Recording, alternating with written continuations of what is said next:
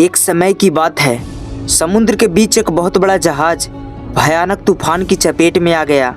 तेज लहरें उठी और कुछ ही देर में वह जहाज समुद्र में समा गया। जहाज पर मौजूद लगभग सभी लोग डूबकर मर गए, लेकिन किस्मत से एक आदमी बच गया। कई घंटों तक लहरें से जूझने के बाद वह आदमी किसी तरह बहता हुआ एक सुनसान टापू पर पहुंच गया था। थकान के कारण वहीं बेहोश हो गया। जब उसकी आंखें खुली तो उसने देखा कि चारों तरफ सन्नाटा है। दूर दूर तक कोई इंसान नहीं है, कोई मदद करने वाला नहीं। वह घबरा गया।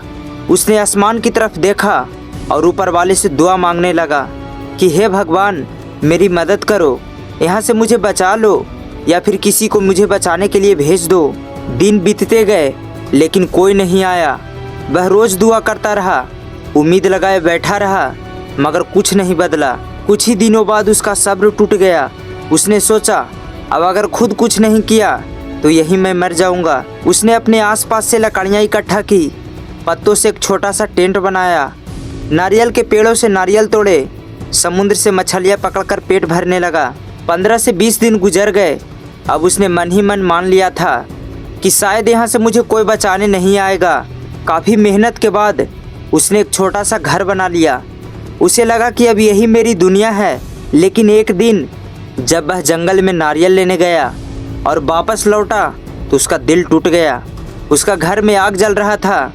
कुछ ही देर में वह सब राख हो गया। वह फूट फूट कर रोने लगा।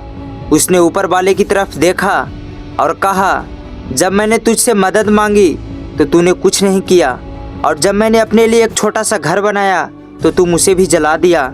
आखिर मेरी गलती क्या है? पूरी रात वह दुख और गुस्से में रोता रहा और वहीं सो गया। सुबह जब उसकी आंखें खुली तो जो उसने देखा उस पर उसे खुद यकीन नहीं हुआ था। समुद्र के किनारे एक बहुत बड़ा जहाज खड़ा था। वह खुशी से चिल्ला उठा, दौड़कर जहाज की तरफ गया और उसमें चढ़कर बैठ गया। जहाज के लोगों ने बताया, हमें तुम्हारे टापू से धुएं का सिग्नल दिखा था, उसी वजह से हम यहाँ पहुँचे हैं। यह सुनते ही वह आदमी चुप हो गया। उसे रात की आग याद आ गई। जो घर जल गया था वही उसकी मदद का सिग्नल बन गया था। तब उसे समझ आया, जिस चीज़ को वह अपनी सबसे बड़ी मुसीबत समझ रहा था वही उसकी ज़िंदगी बचाने का जरिया बन गई।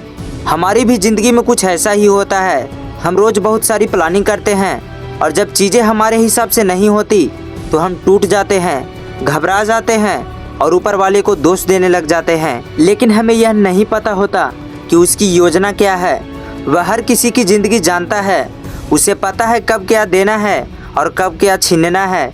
याद रखो, वह कभी एक दरवाज़ा बंद नहीं करता जब तक कि दूसरा दरवाज़ा खोल ना दे। इसीलिए जब भी आपकी ज़िंदगी में सब कुछ बिगड़ता हुआ लगे, जब हालात आपके खिलाफ हो जाए, तो उम्मीद मत छोड़ना।